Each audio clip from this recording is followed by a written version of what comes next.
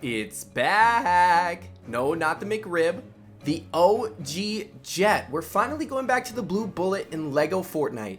It's been over 2 months since I've even thought about this vehicle. We've made countless airplanes and aircraft and stuff. We've even got this all-for-one, which is my most recent creation. We've got the mini version of it too, which is just as functional. I'll drop some links below to some of the aircraft I've made. In the meantime, let's not get distracted. Let's make ourselves the blue bullet version 3.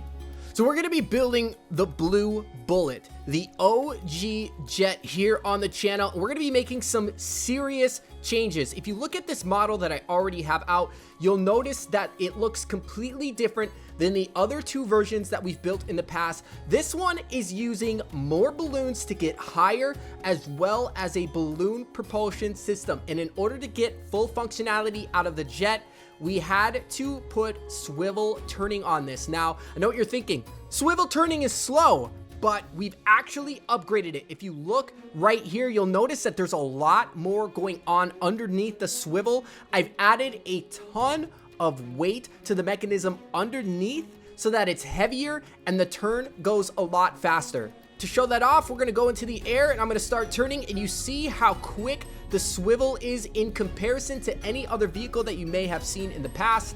Also, for example, to show you the previous version, I've got one which runs on a double swivel and it's got a couple floors underneath, but even this one isn't going to spin as fast in the air. So let's start turning. You see how much slower this turn is? We've increased the swivel speed by over 200% with this new method. I even went ahead and threw it on the most recent all-for-one all-purpose vehicle just to show you the difference in speed just between the 2 all-for-ones. You can see this one is turning much faster. Building it isn't very hard either. All we're gonna need is some sort of granite floor. So grab any floor that you'd like. I'm gonna quickly grab this rough Gainsboro. As long as it's an 8x8 granite floor, you should be good. And what we're gonna do is stack 1, go into the toys. We're gonna grab the vehicle base, putting this somewhere in the middle. So we're gonna point at the car jack so that it's not up too high. This is gonna reduce how low our tires have to be. So we're gonna place 1. And then we're gonna place a second one. So we're gonna put 8 of these all over the outside, making sure that they're nice and even. If you need a little bit more weight other than this, we can always add in floor pieces on afterwards, or you can go ahead and do it now. I believe having these extra granite floors is gonna add even more weight and turn it even faster. Now up top in the middle, let's throw down a second 8x8. And then let's put our controllable swivel right down in the middle. You can go ahead and build any vehicle base that you want on top of it. All you really need to make sure is that the tires are below. We are going to build the blue bullet on top of this. And even though I've done this twice before, I'm still going to show you every single step. It's one of the easiest aircraft to make. So on top of the swivel, we're going to place a 12x2, and identifying where the front is, we're actually going to nudge it to what is going to be the front 1 or 2 studs. Doesn't really matter. We're just going to place it down there. On what's going to be the back of the plane, we're going to place another 12x2. And on the front, we're going to place an 8x8. Snapping it to the middle so it's nice and even. Now, you can go ahead and build a plane like this without the beachy side boulevard pieces. All you're gonna need to do is get rid of the 8x8 and replace it with a smaller floor piece, so something like this. And instead of using the beachy bay window, which is what we're going to be using, you're actually just gonna go in and find whatever roof pieces you do have that match up. For example, any of the rustic ridges from the log cabin set will also fit on the end of the plane, and the wings are gonna all go on the same. So let's go ahead and put our beachy bay window on and continue with the build we are doing. We wanna snap it to the front so that the ridge goes over the edge like that. When you look at it, it should be going just over the end. Head up to the top of the jet, go into your building parts, grab whatever floor piece you're using, but you're gonna wanna make sure that you have a 12x2 and an 8x2 handy and ready to go. We're gonna place the 12x2 flush with the front corner on both sides, and behind it, all the way flush with the end of the jet, we're gonna place the 8x2s. Now we're gonna go into our roof pieces, and this is where you're gonna match with whatever front end you use, but I'm grabbing the 10 by 12 by 6 variant, and we're nudging it over a stud so that it hangs off the edge. This is going to give us a good amount of room on the inside. You can also place it right here, right on top. It shouldn't affect anything that you place in the middle, although we do really want to try to leave as much room as possible for any balloons that we might need. So let's go ahead and place this one the same. And now we just want to build up the back wings. Going into building parts and back into roofs, we're looking for the gables. Make sure that it matches with the rest of the roof pieces. Unless you want a colorful jet, then go and do whatever you'd like. But I'm grabbing the beachy gable right and left for this. So I'm going to go like that and grab the left. We're going to nudge it all the way forward as far as we can and then out one stud. Doing the same thing on the other side. So nudging it in and then out one. You can go ahead and throw in your driver's seat. I recommend using the small driver's seat. That's going to give you a lot more room inside of the jet to put some of this other stuff. You're not going to be able to put it all the way up on that beachy bay window, but you can pull it back a stud and it should be able to place just fine, letting you actually sit in the seat. Let's go ahead and add in our engine. We're using the small power center. We're putting it right behind that driver's seat. And we're gonna add our main activated balloon for our lift here. So we're using the large activated and we're placing it right behind the engine. Now you can mix and match where all of these pieces go and get your desired lift. I'm gonna give you what I found to be the best in the amount of time that I was working on it. So now we wanna take a small balloon, place it somewhere over by the engine, because now we're gonna use this first balloon in order to place one balloon that is always up. This is going to steady our descent whenever we come down. Go ahead and get rid of that first balloon you placed, because now we need to add some activated balloons that are also going to be working in tandem with our large balloon. So what we're going to do is place one on the back side of the balloon right here and another one right there, and just make sure you do the same thing on the other side.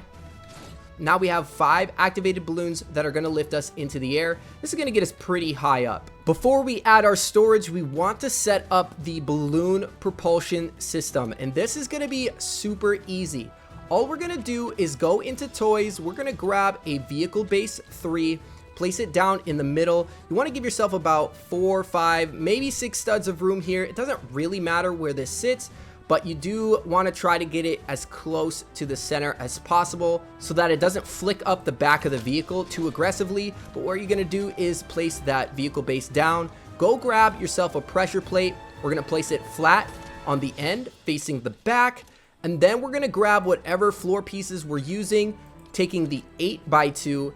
You're going to point it at the pressure plate and you're going to nudge it all the way down to the floor. We're going to stack 2 of those high and destroy the vehicle base on the other side.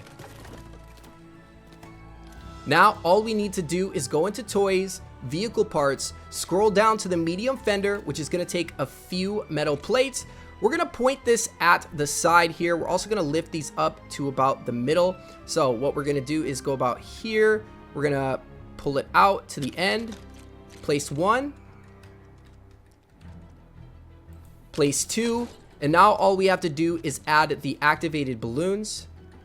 You're going to want to make sure that it's pretty decently high up so that it's not hitting the base of your vehicle. Otherwise, you might find that your vehicle is going to get destroyed. So we'll place one here and we'll place one there, and these are going to activate and speed boost us forward. Now, the back of the vehicle is going to flip up a little bit, so to counteract that, we're going to take activated balloons to the front.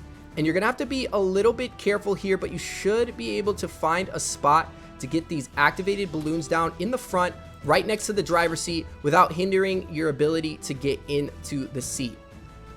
From this point, we're going to have to adjust the channels, which is really important that you pay close attention. We aren't going to be adjusting any of these balloons in the middle, but the 2 on the propulsion and the 2 in the front to stabilize the vehicle are all going to be channel 2, or whatever channel you decide to put your propulsion on. So we're going to change all of these. Now, whenever I activate this, we're not only going to get speed boosted forward, but these front balloons are going to keep the front of the plane from flipping over. We can go ahead and add our chest. I like to go with the sapphire chest because it's blue and it goes with the rest of the vehicle. So we can throw that down there right behind our propulsion system. We're gonna head to the back and add on some thrusters. You can put as many as you'd like on the back here. I like to just put them anywhere in this range, and I really just put 2 on each side like that.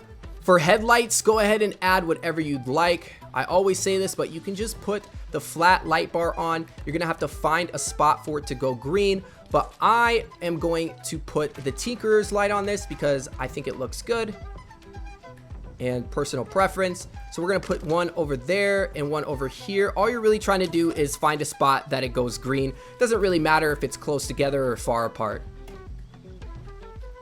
From this point, you have the entirety of the vehicle made except for where the tires are gonna sit. Now, we have to watch out for this mechanism. We don't want it scraping across the ground. We want to be able to operate this vehicle in the air and on the ground, and we want to prevent it from blending into the ground. So we have to get floor pieces down far enough as well as a vehicle base so that we can get the tires on. And what I'm going to do is either take a 6x2 or 8x2, and we're going to take our floor piece, 2 studs from the back and from the front. We're going to place one there and there. Take the vehicle base, place it underneath.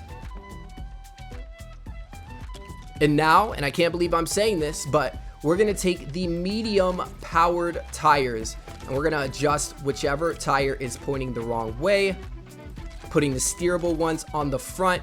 You'll see that it just barely goes below this. So if you'd like, you can lower this. We'll definitely test it out to see if we built these up high enough. But you might need to lower your tires, add another floor piece, or do whatever you need to do to make sure that your tires are the only thing touching the ground. We're all ready to go. We don't need any turning thrusters because of the swivel. We've got our tires on for driving. Our power center is on and ready to go. All the balloons to lift us up. And don't forget the balloon propulsion system, which is gonna make us travel over 50 meters a second. So now all we have to do is release the jack and test it out. Just on first glance, it does look like this mechanism is scraping on the ground. To test it out, all you need to do is try and drive. If it doesn't move, that means that you have to put your tires a little bit lower. That's no big deal. All you need to do is replace them one at a time, nudging them down one.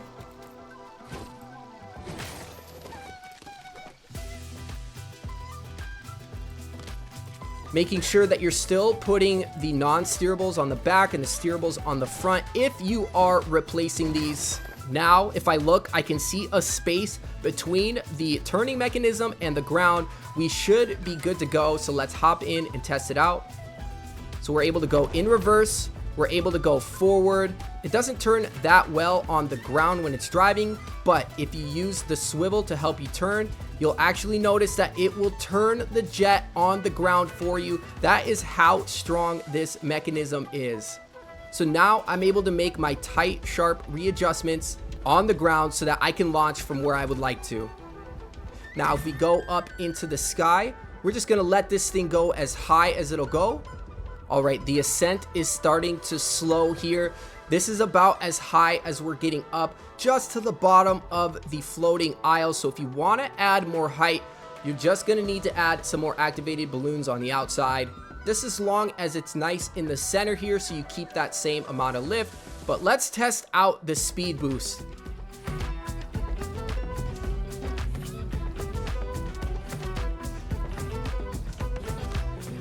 So the first couple are extremely crazy. You might find yourself almost flipping forward, but after a while, it starts to steady out and you can fly forward. So if you let that first one go and then you kind of give it a little bit of time and then you start activating, you're gonna get that speed boost. Now, the swivel on this is turning a lot faster than it normally would. You see the amount of control we actually have while flying in the air.